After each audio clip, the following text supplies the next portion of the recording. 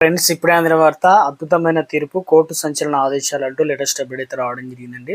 So ఆ వివరాలు ఏంటనేది కూడా వీడియోలో తెలుస్తుంది. వీడియో చివరి వరకు చూడండి, అర్థమవుతుంది. మొదటిసారి ఛానల్ వస్తే తప్పకుండా సబ్స్క్రైబ్ చేసుకొని చూస్తున్నారు కానీ లైక్ చేయడం మర్చిపోతున్నారు అనమాట. వెంటనే లైక్ చేయండి. వీడియోకైతే వెళ్ళిపోదాం. ఇక ముఖ్యంగా వైద్య నిర్లక్ష్యం కారణంగా మహిళా మృతి చెందిన ఘటనలో కర్ణాటకలో సంచలన తీర్పు అయితే వెల్లడైంది. వినియోగదారుల వివాదాల పరిష్కారం ఫోరం గుర్తుండిపోయే తీర్పు అయితే ఇచ్చిందనమాట.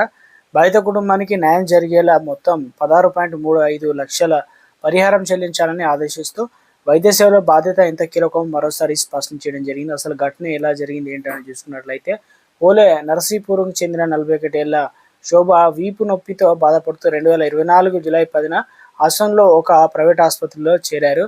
వైద్యులు అదే రోజు ఆమెకు శస్త్రచికిత్స నిర్వహించారు. అయితే ఆపరేషన్ సమయంలో కీలక రక్తనాళాలు దెబ్బతినడంతో తీవ్రమైన రక్తస్రావం జరిగింది. అదేవిధంగా శస్త్రచికిత్స తర్వాత వెంటనే తగిన వైద్యం అందించాల్సిన సమయంలో నిర్లక్ష్యం జరిగిందనే ఆరోపణలు అయితే వెలువెత్తున్నాయి. బెంగళూరుకు తరలింపు, శోభ ఆరోగ్యం మరింత క్షీణించడంతో ఆమెను చివరకు బెంగళూరులో మణిపాల్ ఆసుపత్రికి తరలించారు.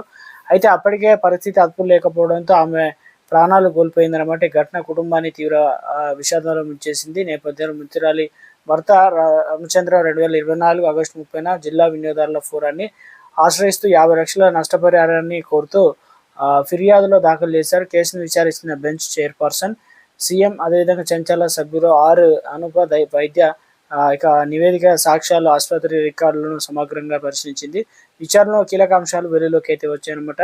శస్త్రచికిత్సను హడావిడిగా నిర్వహించడమే కాకుండా అవసరమైన ప్రాథమిక వైద్య ప్రమాణాలు పూర్తిగా పాటించలేదని ఫోరం గుర్తించింది. అంతేకాకుండా రక్తస్రావం వంటి అత్యవసర పరిస్థితుల్లో తక్షణ చర్యలు తీసుకోవడంలో ఆలస్యం జరిగినట్టు స్పష్టమైంది. రోగిని ఉన్నత వైద్య సదుపాయాలున్న ఆసుపత్రికి తరలించడంలో కూడా జాప్యం జరిగిందని చెప్పేసి ఇది స్పష్టమైన వైద్య నిర్లక్ష్య ఫోరం అని.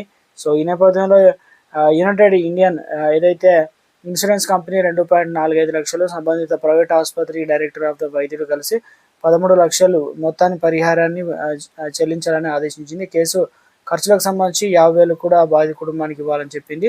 మొత్తం 45 రోజులు చెల్లించాలని స్పష్టంగా చేసిందనమాట ఫోరం. ఇక గడువులోపు చెల్లించకపోతే మొత్తం పరిహారం వార్షికంగా 10% వడ్డీతో కలిపి చెల్లించాల్సి అయితే ఉంటుందని హెచ్చరించారు. అలాగే భవిష్యత్తులో ఎలాంటి ఘటన పునరుత్థానం కాకుండా ఆసుపత్రిలో ప్రామాణిక వైద్య విధానాలు ఖచ్చితంగా పాటించాలని. ఇక ఈ తీర్పు వైద్య సేవలు నాణ్యత, జాగ్రత్తలు ఎంత ముఖ్యమో మళ్ళీ గుర్తు చేస్తుందన్నమాట. రోగుల నిర్లక్ష్యం సంబంధించి ఇక విషయాలు చిన్నపాటి నిర్లక్ష్యం కూడా తీవ్రమైన పరిణామాలకు దారితీస్తుందన్నమాట.